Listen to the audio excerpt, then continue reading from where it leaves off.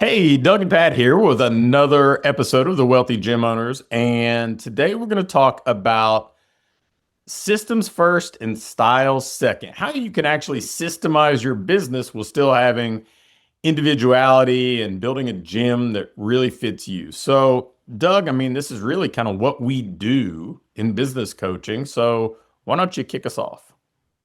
Yeah, the systems is a term that gets thrown around a lot in this industry, and I think it's been maybe overstated to some degree and maybe misinterpreted is where I would maybe go. That people think a system is documentation, right? Which is certainly part of it.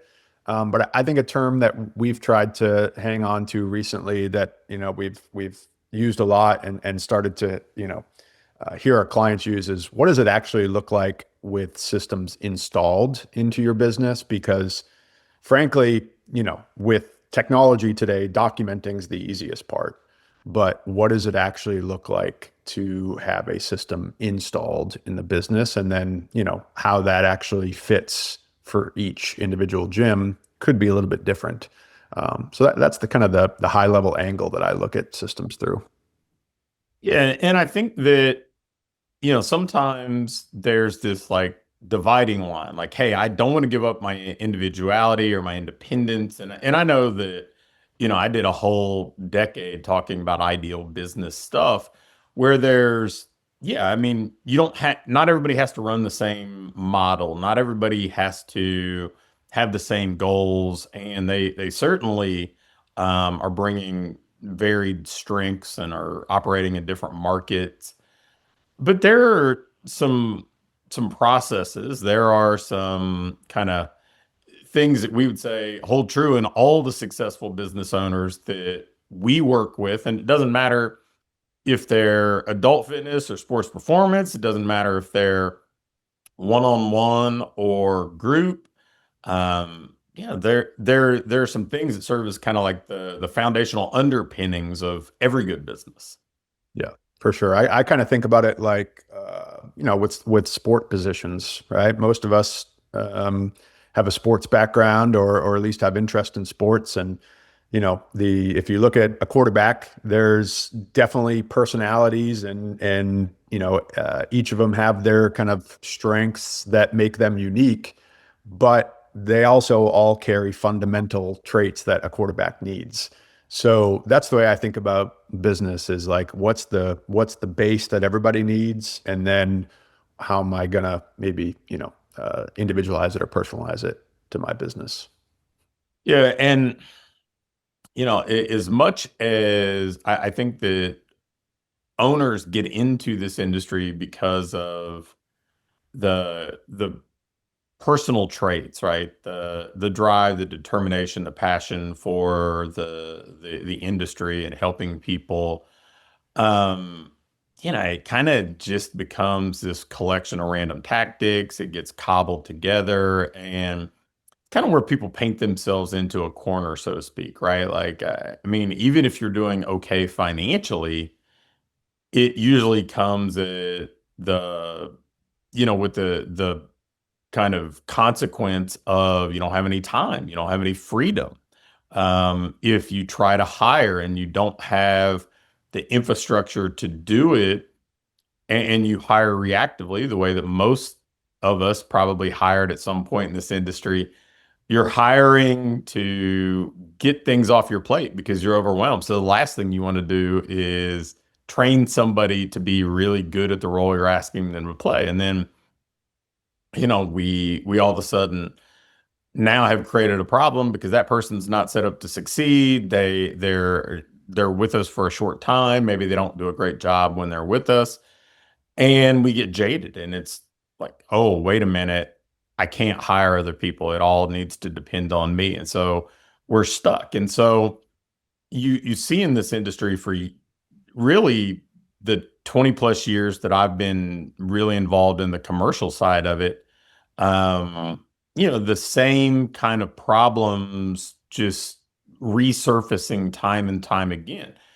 The marketing stuff isn't that nobody's ever heard of what to do. I would say that when we encounter um, business owners that kind of come into our ecosystem, whether they're new to coaching programs or we're just on a discovery call, most of them, I'm certainly not going to say all, but most of them are fully aware of, okay, I should run ads if I'm past a certain threshold, or referrals and reactivation and generating reviews are all going to have a place in creating business growth. Following up with leads is important.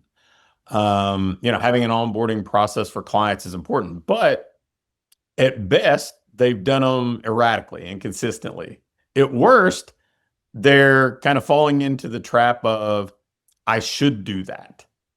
Not that they've ever done it. And so, really, I think what we have found to be maybe the best kind of win for independent business owners is saying, okay, these are those fundamentals that have to be in place, and let's get the foundation kind of started. And then if you want to add your own kind of personality to it, the own style that fits your kind of market, the way, like, some people are going to be better on video for the content they're creating. Some people aren't.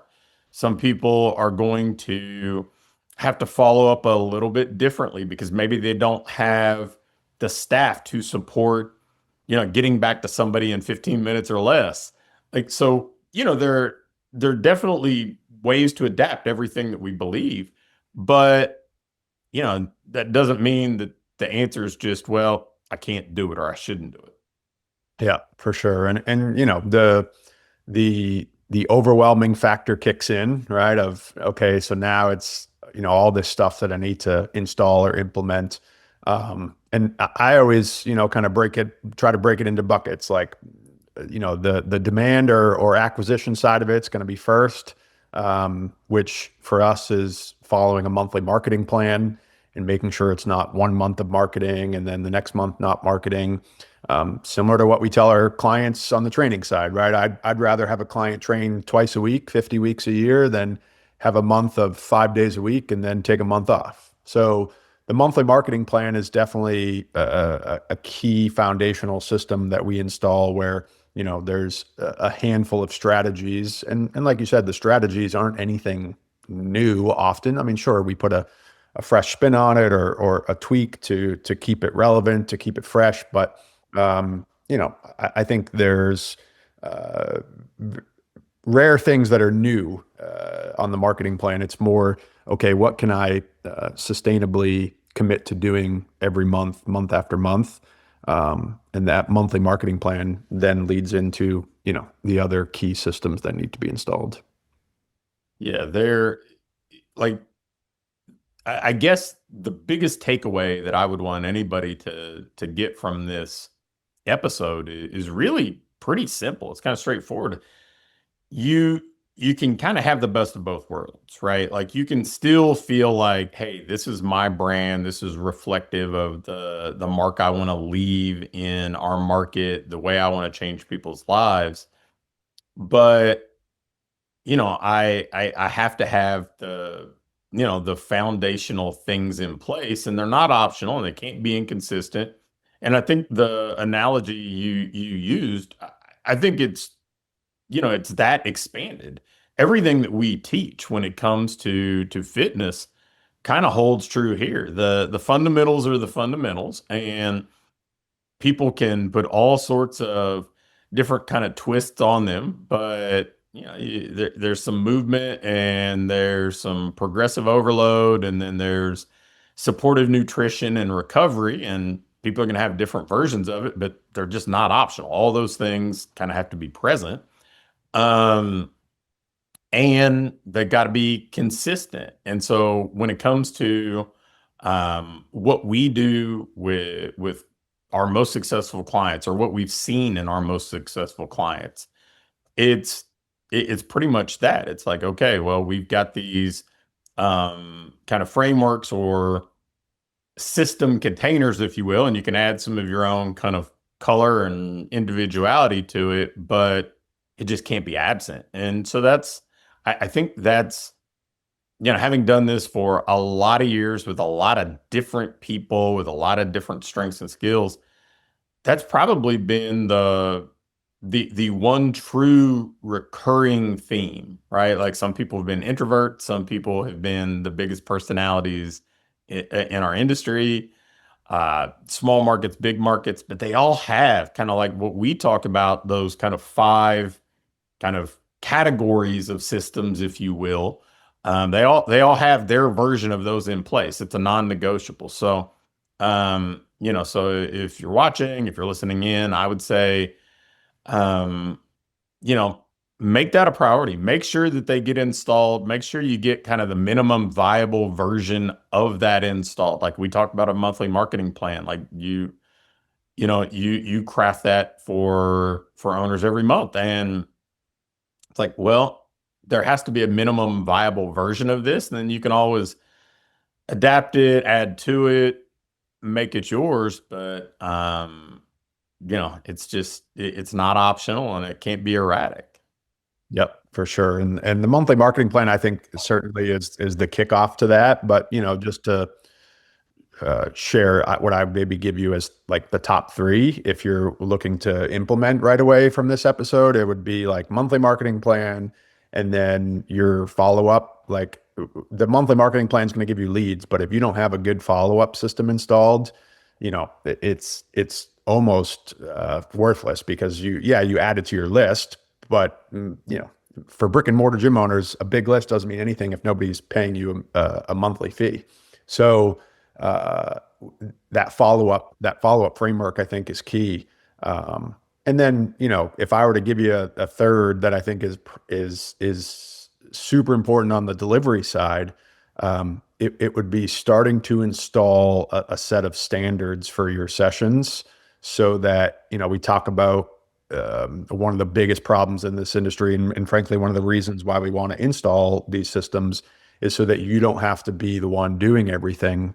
And part of that, of course, is everybody wants to train with you. Everybody, you're always on the floor training. And the session experience is different if somebody else is coaching. And so creating a set of standards that says, hey, this is our standard. This is what we deem as, the minimum viable experience within a session, and installing that. I mean, obviously there's more than that, but those, if we're looking for like three big ones, three big rocks that move the needle, I think those take you a long way when properly installed. Awesome. So, hopefully this was, if nothing else, a little inspiration to kind of blend what you want your business to look like, the impact that you want to have, with actually having the fundamentals and the foundation to build the business that gives you all the outcomes that you personally want to enjoy. So, another episode of the Wealthy Gym Owners with Doug and Pat. We'll see you soon.